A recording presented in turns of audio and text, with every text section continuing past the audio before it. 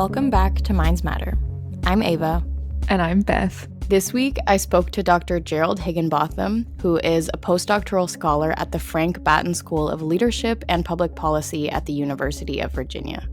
Hello, everyone. My name is Gerald Higginbotham. I'm currently at the University of Virginia in the Frank Batten School of Leadership and Public Policy as a postdoctoral research associate. Basically, what that means is I got my PhD, but I'm still postponing the actual decision of whether to stay in academia and pursue a faculty position or to go into industry, even though I'm very strongly pursuing the academic faculty route. I'm more than just my job and my position. I hail from St. Louis, Missouri, oldest brother, one younger brother. I wear St. Louis close, near and dear to my heart. Before moving to Virginia for this recent position last year, I had been in California doing the schooling thing, doing the working thing, doing the enjoying the long walks on the beach thing. So that's who I am as a person. But the work that I do is I'm trained as a social psychologist.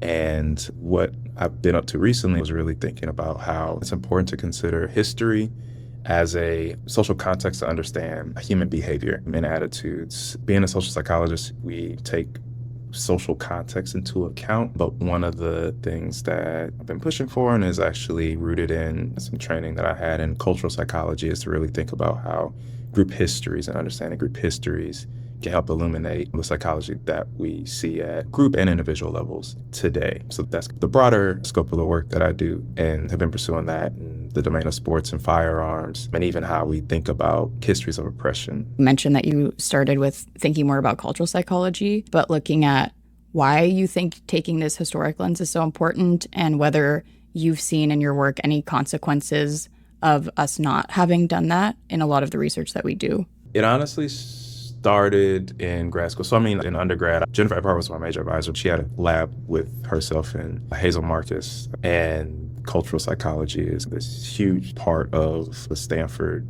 culture. It's this idea that, as individuals, you have to understand what are our practices and institutions that we're embedded in and what are some of the original ideas that gave rise to these institutions and the practices that we engage in. And it affects us, but also to how we consequently impact it. So that's always been in my head. But the thing that was a spark for me was as a graduate student trying to get his first couple projects off the ground, like what I was interested in, which was a holdover from my work that I was doing in undergrad, was really thinking about why sports was such an important part of Black male identity. And I was trying to think about it not just from playing sports or going to college and being a student athlete or even participating in high school sports, but more of it as this broader identity that regardless of whether or not you played a sport, it was something that had meaning, like whether it's the clothes that you wear, it's being knowledgeable about the game. And I kept getting questions about why sports, like why not music? And it was a very hard question to answer with just your typical social psych. Is it activity, utility-based type deals? And part of what I ended up writing about my master's thesis was the social historical reason for why sports might hold a particular value culturally for young Black men, and it being not something that just came out of nowhere. It came out of like the present moment. It came out just the fact that there's LeBron and Michael Jordan playing on TV that people can see, but more so because it was rooted in racial discrimination and educational, occupational opportunities. And that in itself played a role in what were some pathways for Black men at the time to achieve some sort of upward trajectory, but also status within the Black community and outside of it. And that sports was one of those things. Like you think about Jackie Robinson in 1947, right? That's before Brown versus Board of Education. That's before, we're having this integration on educational spaces and things such as that. And you have people integrating basketball teams in the 50s, like Will Chamberlain going to Kansas. So that was where I was thinking about if it mattered in this way back then, it's important to understand that trajectory and why that might matter today, and explaining and it tying together all of these different things, whether that's media representation, whether that's support that Black youth perceive to get in sports. Like the fact that my grandma, I got into Stanford for undergrad, not playing a sport, just to be clear, just academics. And my grandma was like, oh, why don't you walk onto the basketball team? And I'm like, Grandma, I'm barely 6 feet tall. What are you talking about? I'm there just to go to class. But for her and her generation, that was the thing that you did. Talking to my Black male therapist in his day and age, he was an older Black man. He was like, if you're a Black man in college, you're either a student athlete or you served in the military. And so thinking about that kind of cultural history of why sports played such a big role in educational spaces for Black men, like really helped me make sense of the project.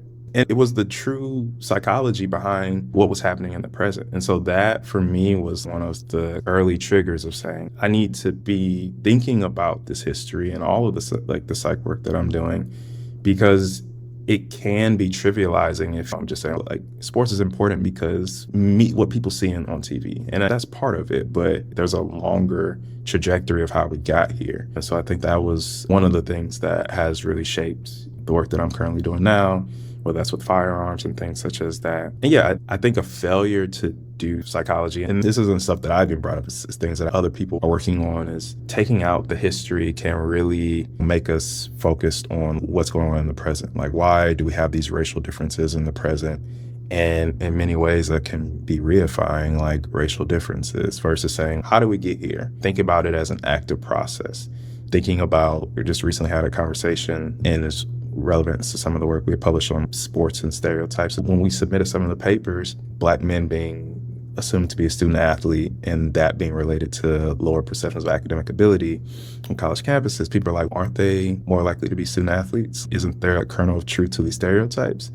But our argument is, where does that stereotype come from? What purpose does that serve to just assume that Black men, if you're on a college campus, you're a student athlete? Like, why is that the stereotype? Why is that the prevalent experience and assumption? So again, I think thinking about history puts things in just a broader perspective. And if social psychology is really interested in thinking about context, it has to consider broader context and the histories that we're all subject to. So yeah, so that's where I'm at. And it's not easy. There's a lot of learning. There's a lot of reading. There's a lot of talking to people. But for me, it's refreshing to be able to feel like I get a bigger picture and a fuller story of understanding psychology today. Yeah, that's really interesting also because I feel like I've come across some of this work about stereotypes and specifically of Black college students being stereotyped as athletes. And I feel like I've only ever read about it from the perceiver side, the non-Black side. So it's really interesting that was also something that like your grandma was encouraging you to do and was excited for you to do, and that there was these different ways of perceiving it, though it was under the same almost stereotype umbrella. I don't know if you would call it that, but that it meant different things to both sides of the equation and both groups that were involved in this. And so I'm wondering, was that something that clicked for you and something that informs your work now? Yeah, I feel like athletics was, explaining it was so hard because it's just like, one, I'm a Black man doing work on sports, so there's all types of stereotypes I ran into with that. Did I play a sport in college and all this different type of stuff? I think the thing that was so interesting, so for me growing up in St. Louis was like, I was in majority Black spaces. And so I was able to see, like, I have my friends that I talk to sports about, and it's like a completely different experience of talking and how I'm thinking about sports when I'm in these more interracial scenarios, which was my undergraduate experience. And I really wasn't really trying to focus or talk about sports with people who weren't Black, partially because of what I thought it would make people assume about me. It helped me from the beginning of my graduate school experience to think about the importance of studying our communities, particularly like communities that just aren't affiliated with dominant groups, for just our own experiences. Like my master's thesis was just a sample of Black people. It was just like looking at how do Black people think about sports and like their experiences in school, looking at how this is different for Black men and Black women, how sports can afford particular benefits for Black men where you're not seeing that for Black women. But also too, I was looking at the interaction of what does it mean to be both academically identified and identify with sports. And for Black men, it was just saying that sports served as a buffer socially for Black men who were identified highly academically. And we were finding that identifying academically, it was a little bit of a cost socially for Black men, but for those who both were academically identified and identified with athletics, you didn't see those costs. And that had some benefits across the transition to college, with feeling closer to other young Black men and study behaviors and having more Black friends in college in the first year. For Black women, there was no cost of academically identifying, like no social cost, or in that there was no bump for identifying with sports. But what we found for both Black men and Black women were that feeling a greater sense of connection, identification with your intersectional in-group had these benefits across the college transition. And so it was interesting because it was a secondary data set, and they had items that saying, how close do you feel to other Black people in general, or other young Black men and young Black women? And so these are high school age students. And we found that for Black men, identifying with sports didn't necessarily give you a bump on how close you felt to Black people in general, but it did on how close you felt to young Black men in particular. And so there are both racial and gender components to this identity for young Black men. And not saying that this doesn't have benefits for young Black women. Again, we're talking about on average, and I think that there obviously is variation within. But yeah, that was one of the findings that really took me to a place where just saying it's important to understand how Black people think and to contribute that. And that's worth studying regardless of anything else. And that was something that I was first introduced to at Stanford when I did take classes in African American studies. And I was glad to be able to contribute to that with some of the early research and even the dissertation on the stuff we'll talk about later about the importance of ancestors in thinking about Black history. Because oftentimes, especially in social psychology, it feels that if you're studying other non-white people, you're just showing psychology a boundary condition to what's been found with just majority white samples. And sometimes it can be hard to break away from that because you get advice from people who are just study the population that you have access to and who are in these participant pools. And they're giving you advice based off of the things that they've done in the past, their desire to want you to be able to do research quickly. And it's just no, we deserve to be seen, and our perspectives deserve to be heard and deserve to be studied and hypothesized about. And it sounds like the stupidest thing to say because it's of course, but it's not when you're doing the work and the research in these spaces. And unfortunately, it's not a given. And the funny thing is when I talk to my brother and other Black people about it, they're like, yeah, duh. And I'm like, great, that's what I want it to be. I want you all to not be surprised at this because that means at least I captured something that was authentic. Yeah, it's crazy how much of the time we talk about our research and then we talk to people who are not in the field and they're like, yeah, why are you, that's not new. Why are you telling me that? I feel like there's a lot of tension of what kinds of knowledge is valuable and how important is it for us to legitimize, quote unquote, this kind of knowledge in these spaces that historically are colonialist and are not meant to represent the people that we're trying to study and to take on the challenges that we're trying to study some of the time. It feels in some ways icky. And that's why I don't ever want to be we need to show this to show that it's real.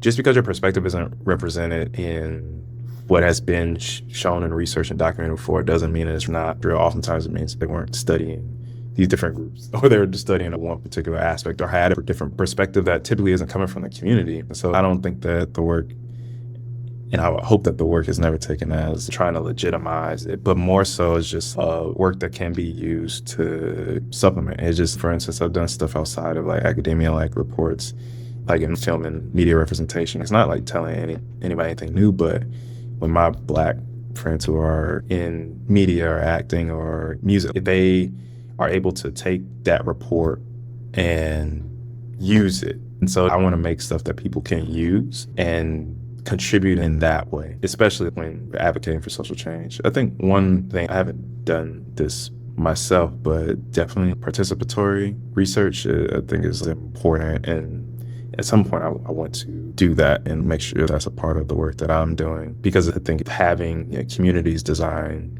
what is the goal and what is the perspective, I think that is the most powerful work that can actually have meaningful change, because there's no need to try and adapt it after the fact. It's already started with community input. But at this stage of ideas that I've had, I just come from being in community and saying, okay, where is this a place where I can just give voice to the experiences that I've had, other people have had, and bring a psychological lens to it. So one of the things that Gerald covered that I thought was interesting, and I feel like we've covered it a bit in our podcast episodes, but maybe haven't spoken about it so directly before. But one of the big issues with psychology research is most of it is done in undergraduate psychology students at Western universities. So there's this effect called the weird bias, which is Western, educated, industrial, rich, democratic countries. So if we're wanting to understand behavior or something about the brain and we just have this population, we're not really getting a sample across different cultures. Yeah, and so one of the reasons why that really is a problem is that when some of this cross-cultural research started being done in Western psychology, or when Western psychology started being involved in studies looking at places other than the West, which interestingly also coincided with researchers coming to the West from other places to start graduate school. So a lot of it did come from diverse researchers as well. But when part of this started happening and when researchers in the West started looking at other cultures, we actually realized that a lot of the things that we took for granted as basic cognition and even perception, things that we took as human nature, actually didn't hold across a lot of populations. So, for example, even some optical illusions that are really strong for people in the West didn't hold in other places. So one illusion that some people might be familiar with that's called the Muller-Lyer illusion is where there's two horizontal lines, and at the edges of these lines there are arrows pointing inward or outward. And we'll put this on our website so you can take a look if you don't know what I'm talking about. But in this illusion, even though these two lines are the same length actually, because of the arrows, there's an illusion that's created that makes the line seem longer or shorter. And this is a pretty strong illusion again. For people who haven't seen it, I encourage you to check it out. But when researchers in the West started looking at other populations, they realized that this didn't hold for everyone. So one of the theories behind why this holds so strongly for us is because in the West, we're used to a certain type of carpentry, which specifically is these straight lines. So our walls and our floors often end in straight lines in our architecture, whereas in other places, there aren't any straight lines. And so in some hunter-gatherer communities where this doesn't exist, they just see those lines as the same and they don't see how we could possibly be seeing them as any different. So because these illusions are so strong, it was really shocking that this wasn't a feature of nature, but was rather nurture. And so we realized that a lot of elements of our cognition that we thought were human nature were actually just due to our culture and the way that we were raised and our experiences. And so I also think Gerald's work really situating what he's doing in a particular population and taking into account all this context is really important and really cool. And again, going off of what Gerald was talking about, saying that a lot of these things might actually perhaps counterintuitively feel really obvious from the outside when you're not researching this type of stuff, that it might seem obvious that you should be taking into account culture and taking into account history and context, especially if you're studying something like racism and the experience of Black people in America, for example. But actually, a lot of the time, this isn't done in research, and in social psychology specifically, there's really been a move to try to make everything as objective as possible because social psychology considers itself a science, and I would consider it a science as well. But I do think that it's hard to deny that it's different in a lot of ways than being a physicist and studying something like gravitational forces, though I know that that is also a debate. But I do think it's hard to deny that social psychology is going to be messier than physics, at least in some ways. But anyway, because of this, in research in social psychology, in psychology that studies intergroup relations specifically, so social identity and how our social identities affect how we engage with other people, a lot of research is actually done using something called the minimal groups paradigm. So people will come into the lab and will say, you're part of the Eagles and you're part of the Rattlers. So these brand new teams that kind of come from nothing, or you are with the blue shirts and you're with the green shirts. And so with that, we look at the effects of what just being put in a group can do. We kind of try to minimize all the existing groups that a person is part of, the existing social identities that they're part of, to create new social identities in the lab. And there's something to be said about that research because it does minimize the amount of effects that we're looking at. So with that research, you can really get into what is the effect of just being split into a group without all of this history and without all of this context when you're looking at race or gender. But oftentimes with that research, we do then sacrifice some real world validity. So how much we can actually take out of that research to apply to the real world for internal reliability. So how much that research is valid and how much we can actually say that just this group effect is leading to the results that we see rather than something else, rather than all the complicated, messy stuff that comes with studying real groups and taking history and power relations into account. And so I think the fact that Gerald is actually studying what kind of has been stripped away from a lot of social psychology, I think is really interesting and really important. And while I do think, again, that the research that has been done in the past, of course, has been important and has brought us a lot, I think we have been missing that second side of actually studying all of the messy real world stuff. And another thing, a lot of psychology also uses questionnaires.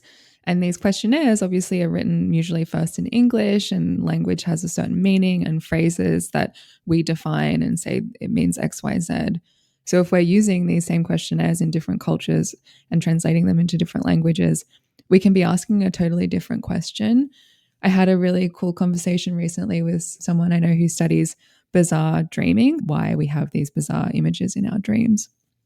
And she was saying that in a lot of cultures, they consider dreams to come from their ancestors, so they're messages from their ancestors. And when they dream, they believe that's what it is.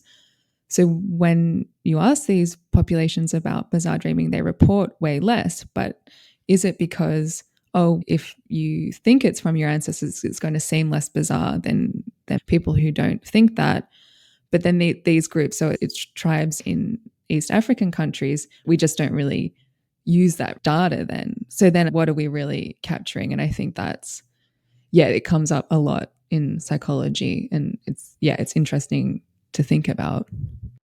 Yeah, that's definitely been an issue in cultural psych research too, when Western researchers try to make the point that what they had found previously is quote unquote the truth. One of the first researchers in emotions was Paul Ekman, who was a proponent of this basic emotions theory, which just means that he believed that there were 6 or 7 basic emotions that included things like anger, surprise, joy, fear, and that this basic subset existed across the world and that it was the same for everyone, that this was human nature. And so he went to some places like Papua New Guinea and he tested this in tribes that were remote and not in touch with other civilizations as much. And he said that he found that they were able to recognize these emotions, and that if you showed them a photo of a Western person who was posing these different emotions like surprise or fear, that they would be able to actually pick out that emotion. But with translation and also with forcing these people to make these choices with this random person from a place that you've never seen, that you've never been in contact with, tells you to answer these questions. And when we're trying to impose a lot of the research that we've done in the West on other cultures, it often just doesn't translate because these types of things don't make sense. So you might have heard of the World Happiness Index, I think it's called, which is a ranking of the happiest countries in the world. And oftentimes these Scandinavian countries come out at the top. But again, as Beth was saying, those are like surveys that ask particular questions in particular ways. So let's just say that we're trying to measure happiness with our questionnaires, and we're asking people, how often do you feel excited? How often do you feel euphoric? Maybe some questions that are a little bit more nuanced than that. I imagine that they're more nuanced than that, but essentially that are trying to get at this understanding of what we think of as happiness. So these high arousal emotions, that's what we consider happiness to be. But if you're asking those pointed questions with that view of happiness in mind, and other cultures don't consider happiness to actually be what those questions are asking, then you're not getting a good representation of the happiest country in the world.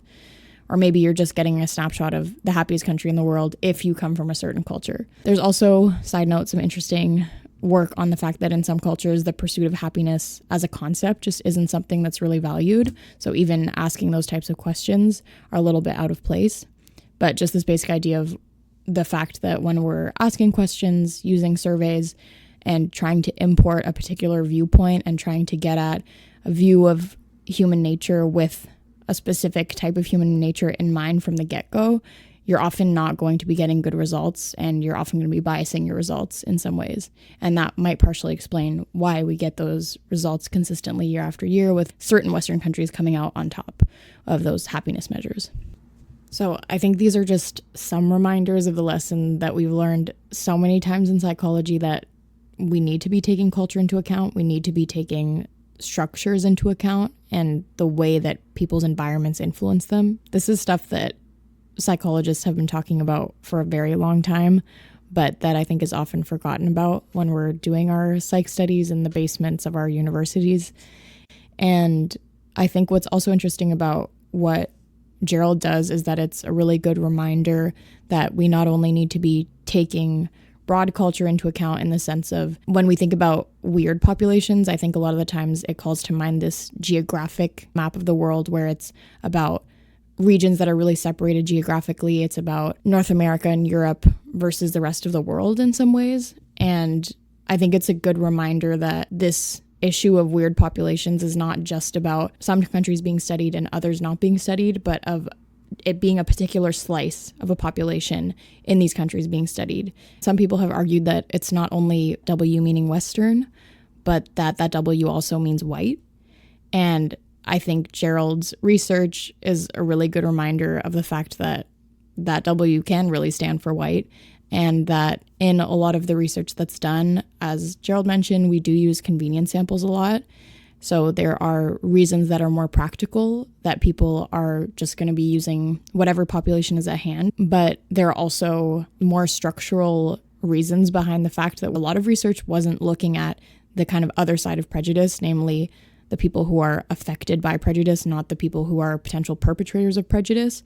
So a lot of the times research is done on dominant groups and how can we get dominant groups to stop being racist or stop being prejudiced, stop being misogynistic. Whereas there's been a lot less research until recently that looks at how does prejudice and racism, and now, luckily with research like the research that Gerald is doing, we get to see how is structure, how is history actually affecting these populations, and how can we see how these people are actually being influenced by the structures that they lived in, rather than saying, how can we focus on the dominant group and trying to fix this from the dominant group's perspective.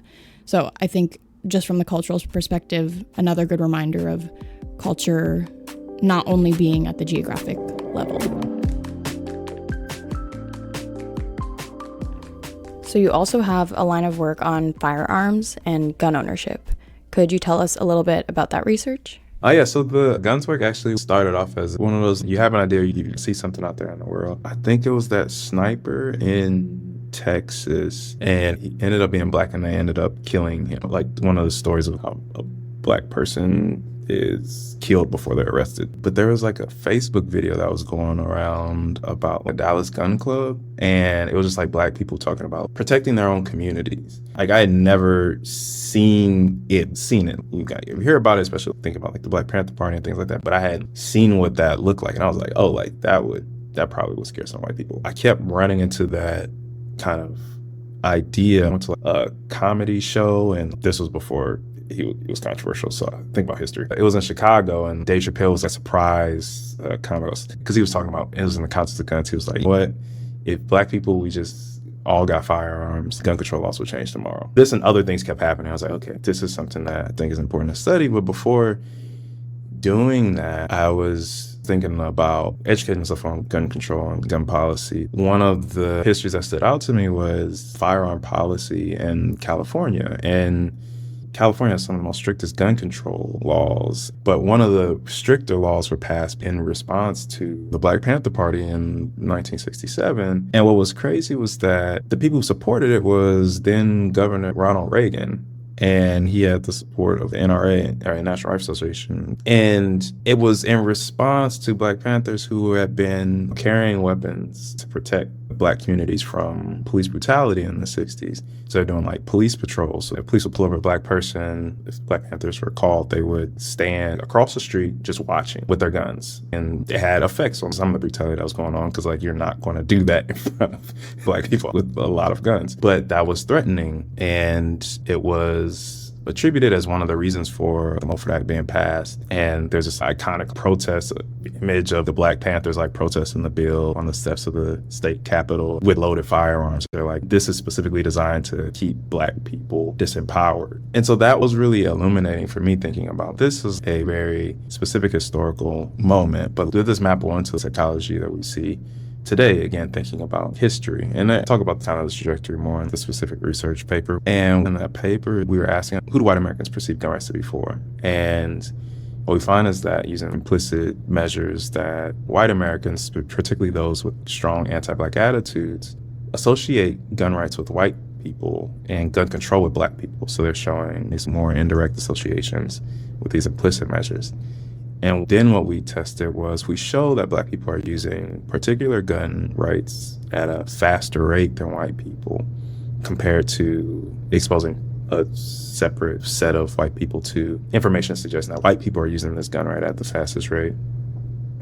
Are those who see utilization higher in Black communities, are they going to be less likely to support that gun law or more in support for gun control? And we find that particularly among white Americans who have these strong anti-Black attitudes, who are the same people who associate gun rights with white people.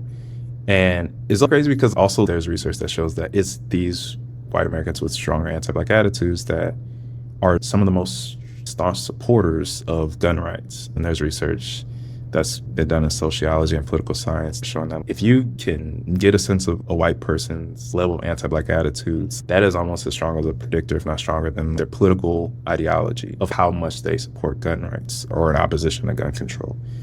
And so it was really interesting that it was among these white Americans that are like less supportive of specific gun rights that Black Americans were described as using at a faster rate than white people. So that was what came out of these early observations, but in the process of doing the research and thinking about the history of it, there's crazy racist gun control laws in this country, like from before the abolition of slavery to right after the abolition of slavery. The Second Amendment, militias that were guaranteed you can only be a white man serving in those militias. So it was like excluding non-white people. At some points, some of those militias were instead turned to slave patrols. White citizens were able to go into free and enslaved Black households and search for and seize found firearms and could distribute punishment if Black people didn't have a good reason, quote unquote, for having them. And then after the abolition of slavery, Black codes in the South often had clauses like Black people couldn't own firearms. So going through the history of firearms and gun control, it infused race into something that was just, again, observation. It's always stood out to me that the NRA isn't as vocal about Black people's rights. Like when Philando Castile was killed by the police officer and he was just like, yo, I got a firearm. I literally have a registered firearm.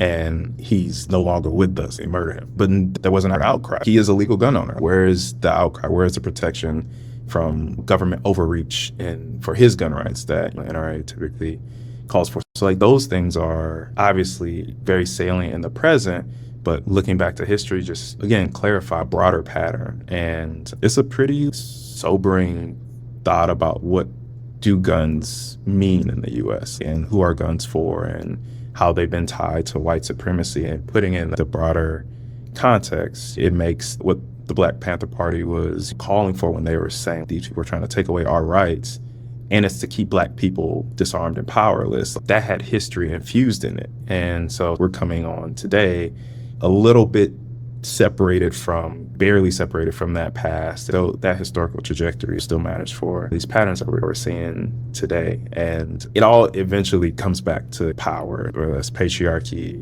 white supremacy, capitalism, and classism.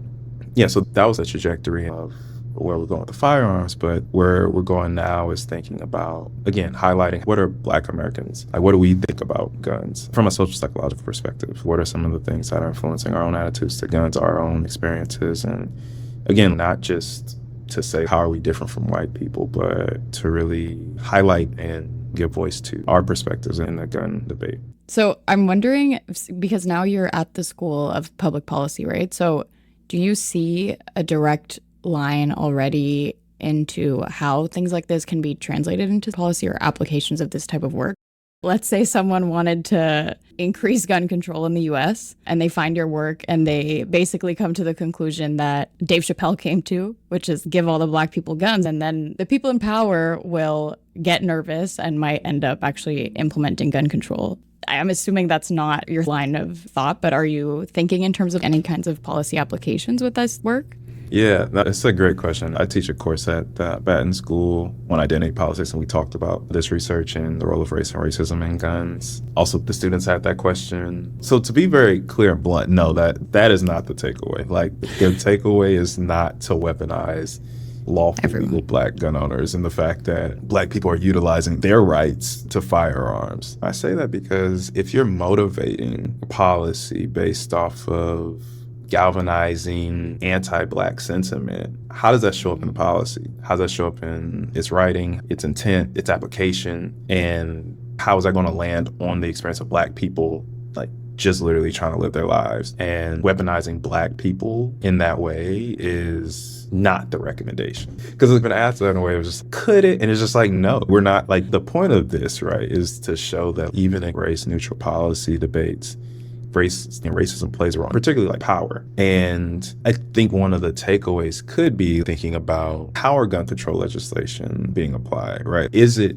unfairly targeting Black people? For example, like Black people are more likely to be denied for a concealed carry permit than white person. Is the access to guns, our gun rights, fair? And then also, too, I was reading something today about the GRUs. Basically, it's like armed police who are going into communities and trying to get back illegal firearms. In many ways, it's used as a way to police and surveil Black communities. It's like, how is gun legislation, gun policy actually still functioning as an arm of white supremacy, and making sure that is not the case? Because if something is being motivated by anti-Black attitudes, like, how is that one reinforcing hierarchies? And also, two, leaving areas of literal neglect in terms of what are other threats. So mass shooters aren't Black. So if you're talking about gun safety in that way and being able to make gun policy, how are you going to have gun policies that actually make some meaningful change versus just simply target the rights of Black people? And because that can be an easy way to spur up support, but you're now contributing to the greater surveillance of Black people, greater contact with the criminal legal system. What lives are you prioritizing if you're utilizing and weaponizing this kind of anti-Blackness to pass some legislation? That's one of the caveats. But from a policy perspective generally, one thing that I've learned being in the policy school is that policy is messy, and there's so many different factors that go into it. But at the end of the day, the thing I try to emphasize with my students is that when you're thinking about policy, you're thinking about implementation, when you're thinking about the creation, you have to be aware of these broader structures of power and oppression to do your best. You can never predict it because white supremacy is very malleable. It can shape-shift and can use things that you might not have foresaw to reify hierarchy, but you at least have to create laws with the understanding of how it could be usurped and how it could contribute to further perpetuating harms against communities that have been harmed historically. So that's where I think this paper can have important insight into policy making. So you did some work also on COVID and firearm purchasing, right? Yeah, so that was in collaboration with some great folks at the University of Florida and University of Dayton. And they have been doing a lot of work on perceiving guns as a source of safety versus threat. And that collaboration was, there's this obviously looming threat out there with COVID. And if you think about guns as providing a source of symbolic safety, how might this play into gun purchase interest? So there's this broad threat out there, and there's multiple different concerns going on. And does how you think about guns as whether it's more of a source of safety versus threat influence, how you're thinking about guns as a potential solution to managing these threats. So we asked people over April through May of 2020 just about different concerns that they had, whether that was actually about getting sick from COVID, whether that was concerns about restrictions, local restrictions, like the fact that the government used COVID to take guns and things like that. And then ideology, conservative to liberal, and then whether or not you own a gun. Do these things predict firearm purchase interest? And because there was a huge swing in how many people reported buying firearms in the early parts and still now with COVID. And so what we did find was that whether you're liberal, conservative, whether you own a gun or not, concerns about local restrictions, all of the predictive power that had in your interest in purchasing a firearm was explained by the extent to which you saw guns as a source of safety. And so it was really interesting, this meaning of guns as this individual sense of safety versus thinking about guns as actually a threat. And so it was a literal application of some of the things that at least social psych have been contributing to understanding of firearms. One of the interesting things, though, that stood out was that the only concern that we measured about 10 different concerns. And the one thing that stood out that wasn't fully explained by seeing guns as a source of safety was, did you think the government was going to use COVID to take your guns? So that concern had over and above effects on your interest in purchasing a firearm than simply just seeing guns as a source of safety. And so it was at least an indication that there is some level of concern about this broader government power that was playing a role in addition to what we think about individual level safety concerns. And so I think that work was really fascinating for me to get into, because at that point I was really thinking about the racial aspect of it. But going back to this very basic, we have this need to feel a sense of safety. And in the US, unfortunately, guns, it's kind of this maladaptive coping mechanism because it provides this sense of safety, but also too heightens the danger that you perceive. It also heightens your risk of dying by firearm, whether it's homicide or suicide, just by simply having it. And in many ways, it actually is heightening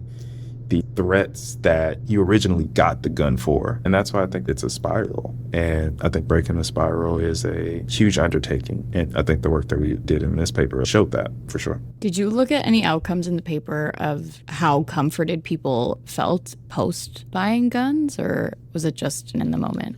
Yeah, so we just looked at interest in buying guns. So we did have some people who reported having bought a gun, but it was a very small sample of folks who actually reported having bought a gun. And it's hard to tell whether or not that's because people feel comfortable saying they bought a gun or not. But no, we didn't follow up with people afterwards and say, for those who bought a gun, do you now feel safer?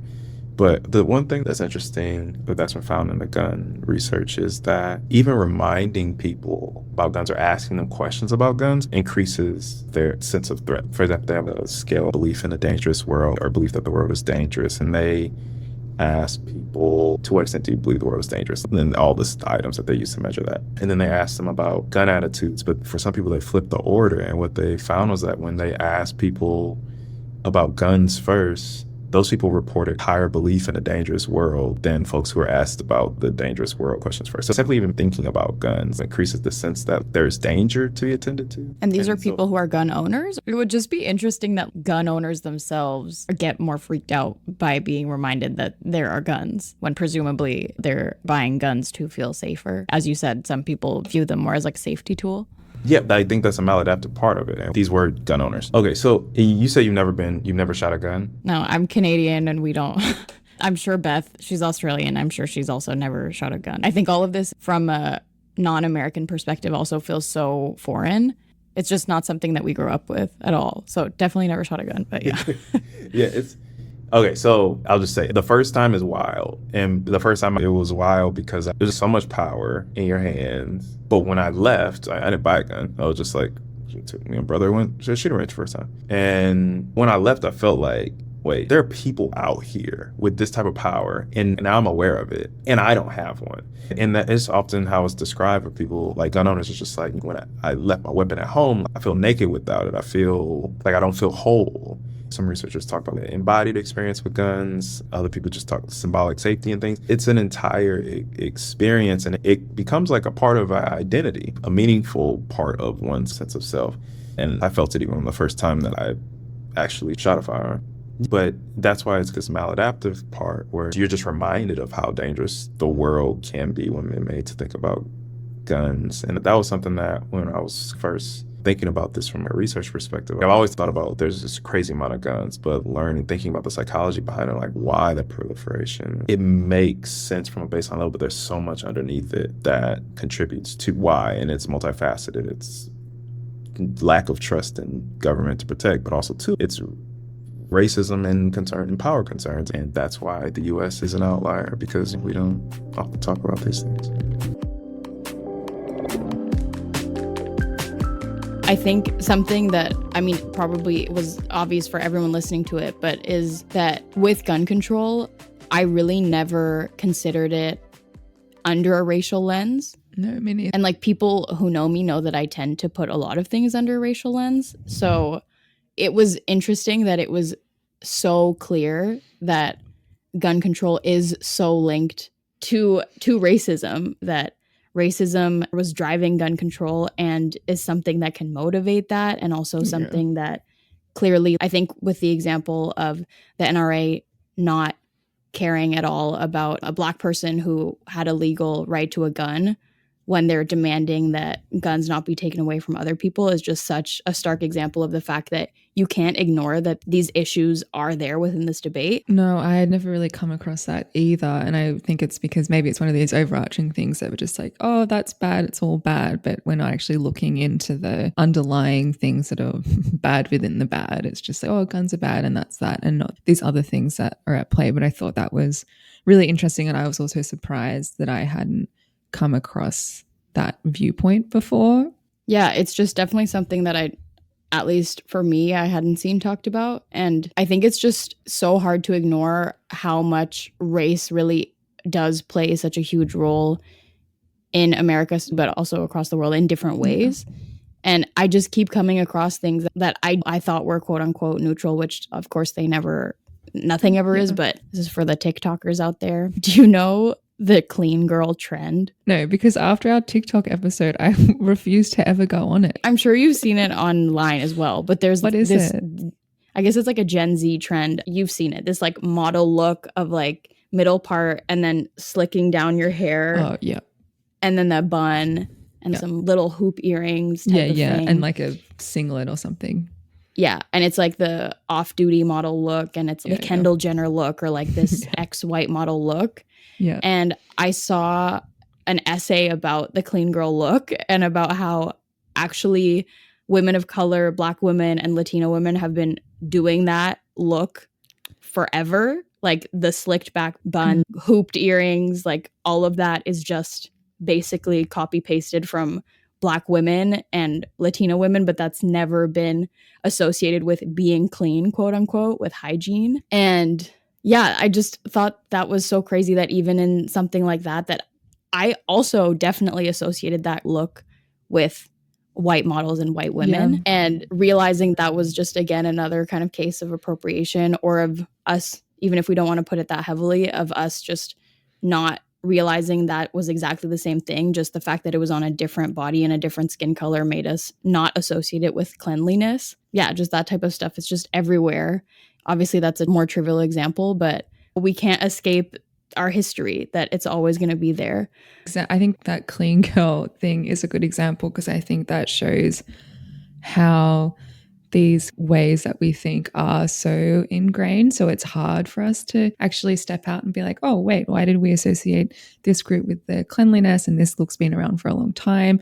But it really does take someone else pointing it out or something, because it is just so much how we unfortunately see the world, and it's just so ingrained from what we've been shown before.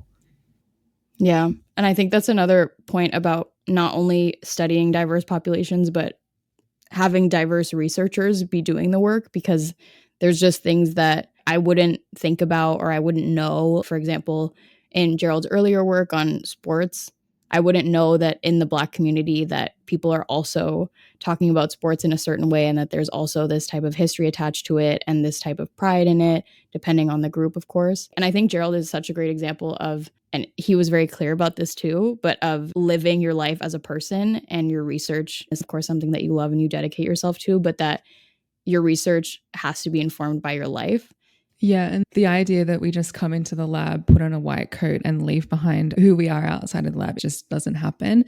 And you do bring all of your life experiences into what you do. It often is why you study certain things, why you're curious about other things. That is so much of your lived experience comes into that. So given that, that is why it is so important to have people from diverse backgrounds with diverse experiences informing who's deciding what questions we study and how we look at them, because we will get the best answers in that approach as well, because we'll get the most diverse points of view, which always come to the best answers. So So we've talked about some of your research on history and psychology that kind of takes the perspective of looking at how individuals are influenced by broader structures, so that work on firearms and attitudes about firearms.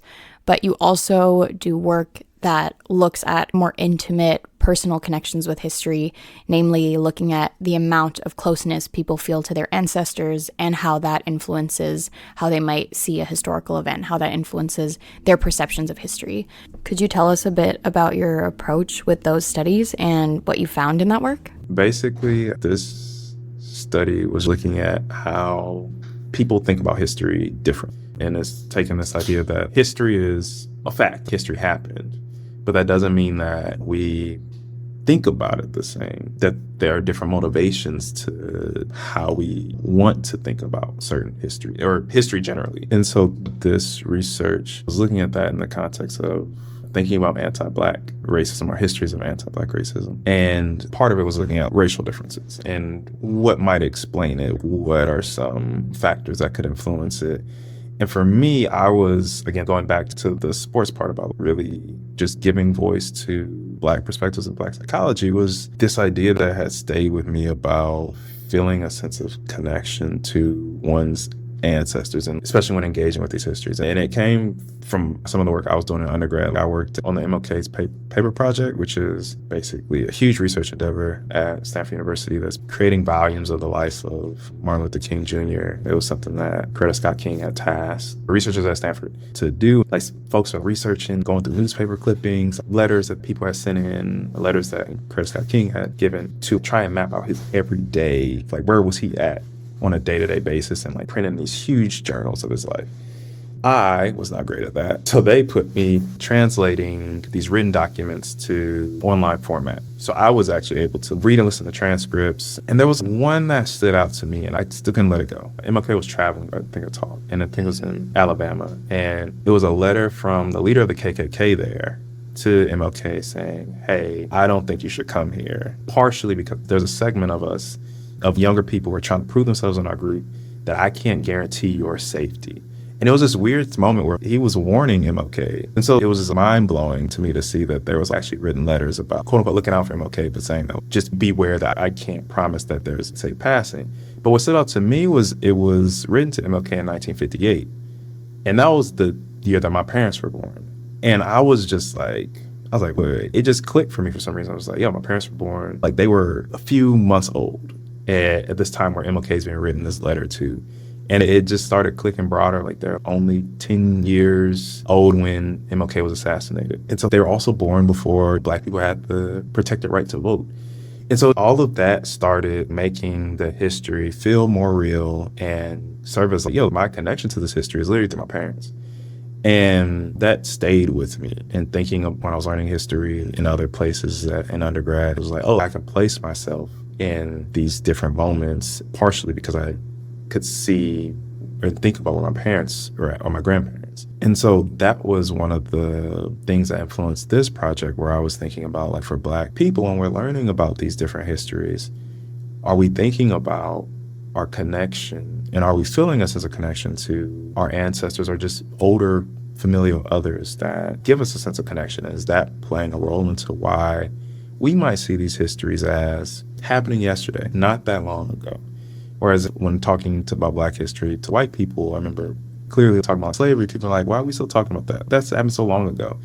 And it's just like, not really. Again, my parents, when they were born, if they were old enough, they couldn't have voted. That's literally one generation. And so that then makes you think about what is the shifts that have happened in my parents' lifetime. They literally lived that. And so that can't be that long ago because they're still here. So that was part of the research question, and thinking about, for Black people, how does that play a role in our perceptions of history? But then also, too, thinking about for white people, they likely might not be trying to think about their ancestors when engaging with these histories, because now that bringing up questions, what were my ancestors doing? And two, built into our individualism, where you're made to think about yourself as separate from others. You're a product of your own work ethic.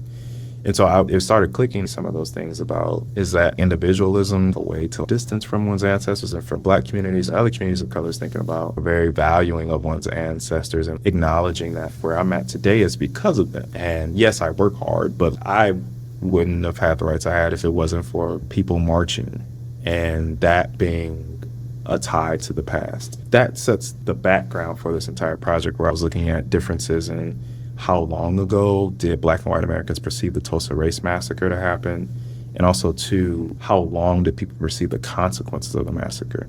The Tulsa Race Massacre. It's a moment in U.S. history where a prospering Black town full of Black businesses and economic prosperity and quote-unquote American hard work, being real about it, spurred resentment amongst white people, and they burned it down. And they killed people and or murdered Black people, and did very little to help Black people actually get back on their feet, which Black people did on their own. So we exposed Black and white Americans to this history, and this was back before there was this huge acknowledgement of the Tulsa Race Massacre in late 2020 and early 2021, where it became more well-known because of the centennial year, quote-unquote, of the massacre. I don't know, it's a weird thing to call a centennial. It's just like, it's 100 years since they massacred people. Like, centennial sounds like a celebration. And so we expose people to this history, learning about the prosperity of the Greenwood District, but also to its destruction and the Tulsa Race Massacre.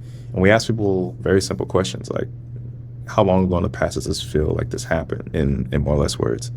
And people rated it, and we asked questions about how closely you feel to see your ancestors before and after they watched the video, and also what impact might the destruction of the Greenwood District have had on the descendants of the Greenwood District, the Black descendants, like grandchildren, great-grandchildren. What we found was that Black people saw this history as having been closer to the present than did white people. And part of that was explained because Black people also felt, when engaging with history, they felt closer to their ancestors. And that explained seeing and representing that history as temporally closer to the present, psychologically. And the one other thing that I thought was really interesting was that Black people and white people, they showed agreement on how much direct impact the massacre had on the town's adults.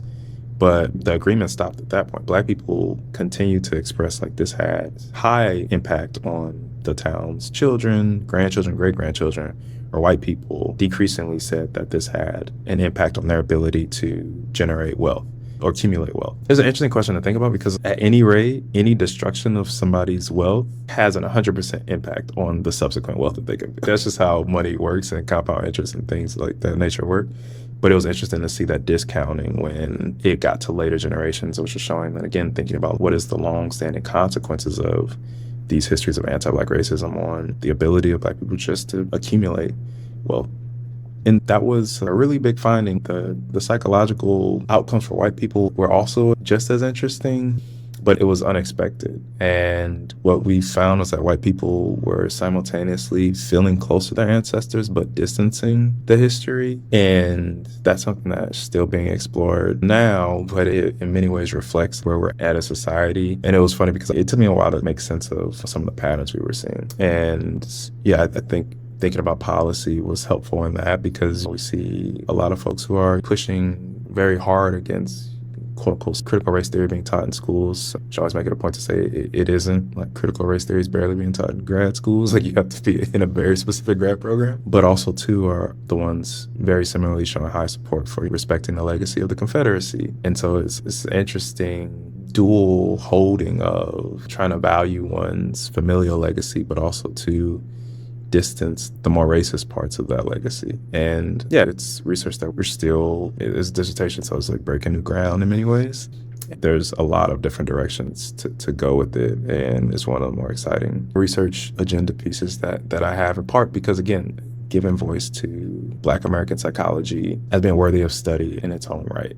So were all of the participants in that study people who, as far as they knew, had family in America in that time? Did you look at maybe qualitatively who these participants were thinking of when they were thinking about their ancestors? Was it explicitly ancestors who might have been involved in that specific event?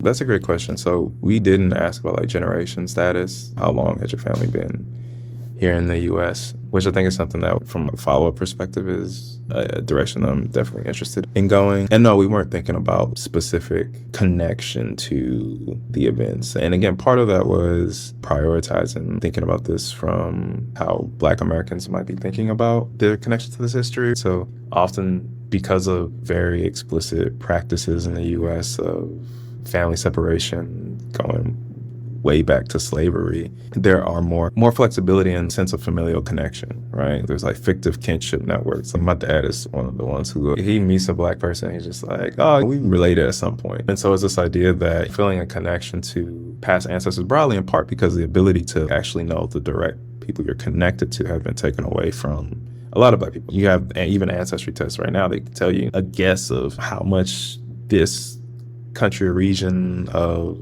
the African continent you may come from, but the ability to actually trace your ancestry back more than a few generations, many Black people don't have access to. And I would guess a majority, but I can for sure say many. And so part of that is thinking about, you don't necessarily have to have had ancestors that were part of Tulsa. But for me, like, I know my grandpa was born 12 years later in Texas, but still knowing that there was some ancestor that's close, or thinking about my connection to him in the present, and then also to his proximity in the past of just being alive at the time, still does the work of bringing that history closer, even if I might not know I have relations to folks in Tulsa.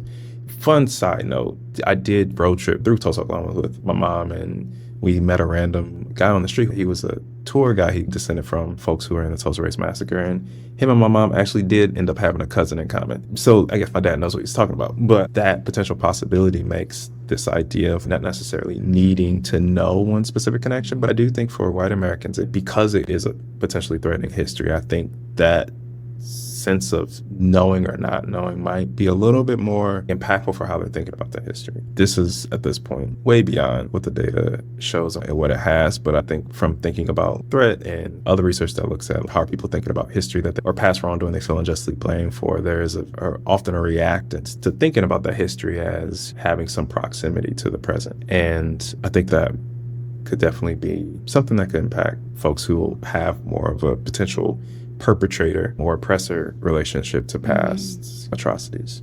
Yeah, I wonder if part of that kind of contradictory result that you found with the white Americans could be that they feel close to their ancestors because they know exactly who they are, maybe because they have that kind of privilege of knowing who they are, and they're like, they weren't there, so this has nothing to do with me. Those questions might not even be connected to them. Maybe there's no sense of what you were describing with your dad of that kind of kinship with other white people. I think there's a lot of research showing that white people never really had to think about whiteness before because they don't have to think about themselves in terms of group. They just get to think of themselves as individuals because that's all that they're normally seen as in the world. Yeah, I think that definitely could be a thing. The one part that makes me wonder, though, is it was interesting that it was white participants who had the strongest anti-Black attitudes who felt the closest to their ancestors, but then also, too, were pushing the history the furthest to the past.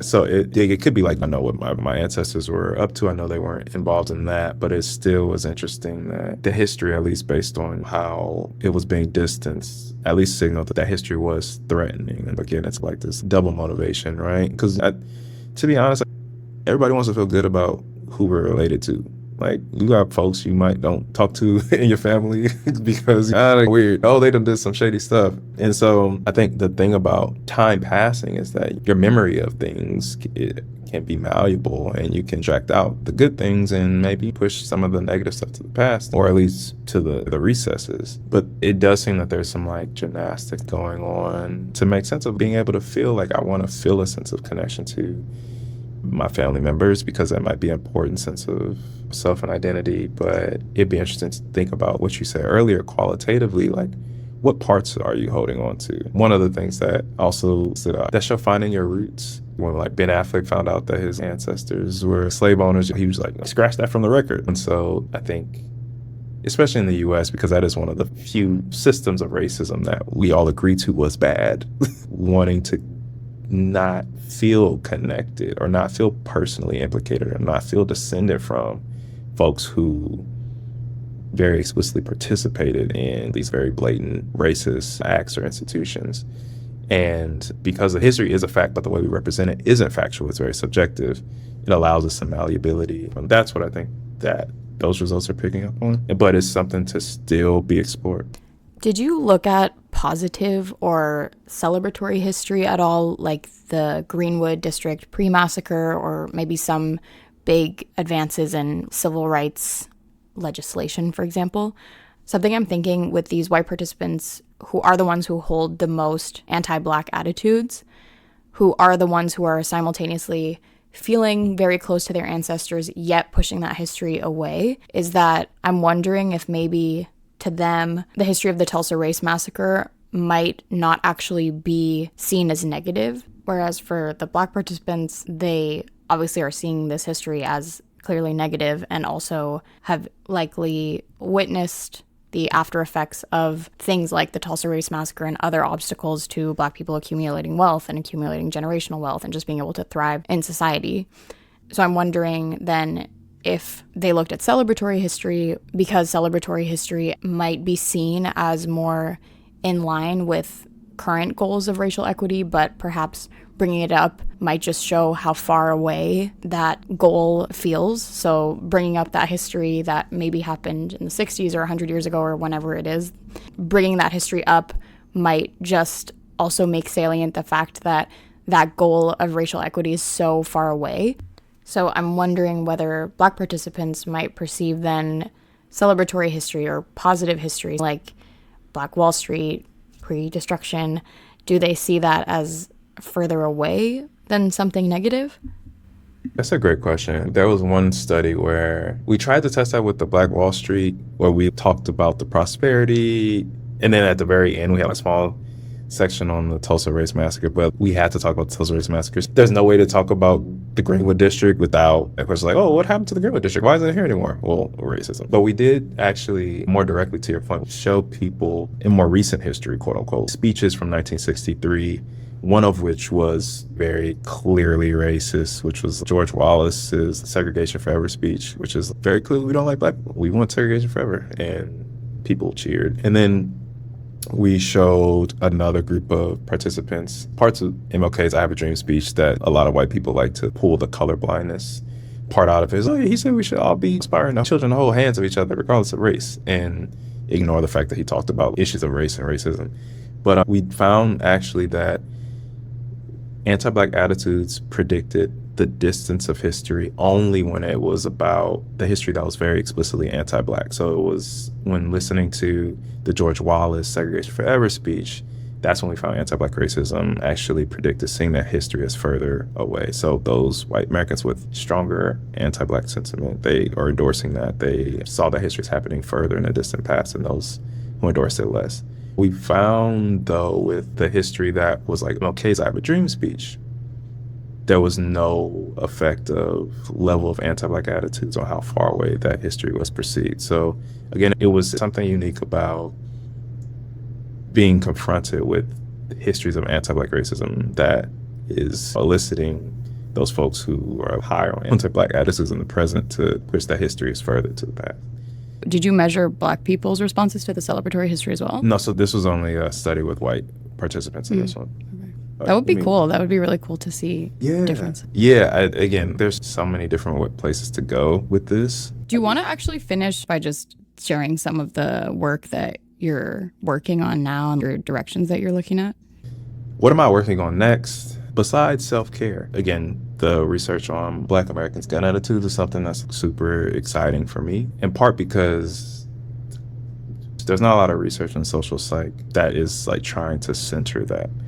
And I think shaking off all of what is currently known about what impacts gun attitudes is an interesting practice while going through some of the data, because we expect certain patterns and you're just like, well, that doesn't actually make sense for Black people. And like, maybe this is why it's not showing up in the same way, but what is actually happening? And so it really is this broader exploration of in trying to understand what are the different factors that are influencing Black people's attitudes. And part of that is looking towards history, part of that's looking towards what do we know about public opinion, and there's some interesting things in that regards, but it just feels like completely throwing everything to the side and just saying, let's understand it for in this particular cultural context of what does it mean to be Black in America at this moment. And so that's really exciting. We have some research looking at voting that I'm excited about, just thinking about what aspects of how much does voting access or restrictions impact you? How does that play into your support for these different voter policies? And then also just trying to still, like I said, at the beginning of the answer is to practice self-care and to make sure that I am giving myself and my own health, the efforts and the attention that I'm giving is research, because again, that is also a radical practice, which shouldn't be, but it is.